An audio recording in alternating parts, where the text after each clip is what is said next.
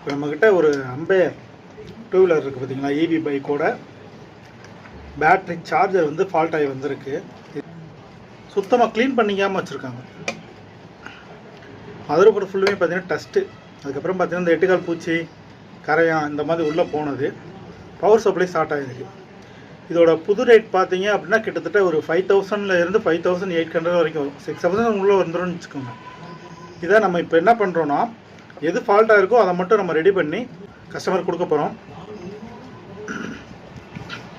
SMPS பெரும்பாலும் பார்த்தீங்கன்னா எல்லா இடத்துலையும் சர்வீஸ் பார்க்க மாட்டாங்க. ஒரு சில இடங்களில் மட்டும்தான் ரெடி பண்ண முடியும்.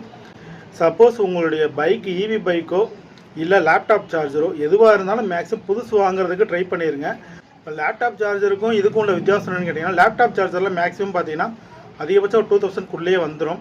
அதுவும் மேக்ஸிமம் அதில் ஃபால்ட் அவ்வளோவா வராது. இதுலேயும் ஃபால்ட் வராது. ஆனால் இதை நம்ம கரெக்டாக ஹேண்டில் பண்ணணும். இதில் என்னென்னு கேட்டிங்கன்னா, தூசி, அதிகமான தூசி. அது போக பார்த்தீங்கன்னா மழை பெய்கிற இடத்துல வச்சுருந்ததுனால அந்த சாரெல்லாம் உள்ளே போய் பவர் ஷார்ட் ஆகிருக்கு.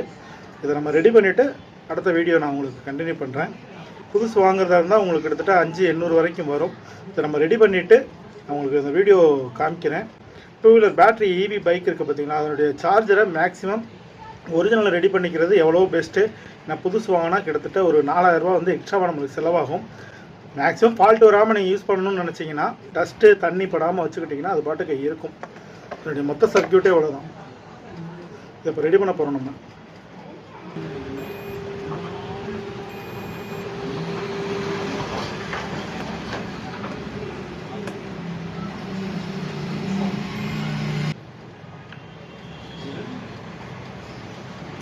மறக்கத்தான் நீ சொன்னாய் முடியலடி, முயற்சி தான் செய்தோம்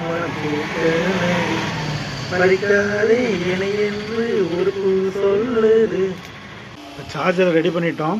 அதில் சார்ஜரோட ஒயர் பார்த்தீங்கன்னா ஒயரையுமே நம்ம சேஞ்ச் பண்ணிட்டோம். ஆல்ரெடி ப்ராப்ளம் இருந்ததுனால இந்த ஒயர் பார்த்தீங்கன்னா நம்ம அயன் பாக்ஸ் இருக்குது பார்த்தீங்கன்னா அதுக்குரிய ஒயர். ஏன் இந்த அயன் பாக்ஸ் ஒயர் போட்டிருக்கோன்றது காரணம் என்னென்னா, இதோட கேஜ் கொஞ்சம் நல்லாயிருக்கும். ஏற்கனவே இருந்த கேஜ் மாதிரி ஈக்குவலாக இருக்கும்.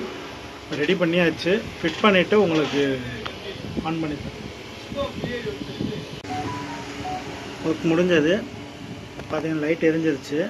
இந்த மீதி இருக்க லைட்லாம் உங்களுக்கு சார்ஜர் ரன்னிங்கில் இருக்கும்போது இந்த பாயிண்ட் மாறும். பாக்ஸை ஃபிக்ஸ் பண்ண வேண்டியது தான் வேலை நமக்கு.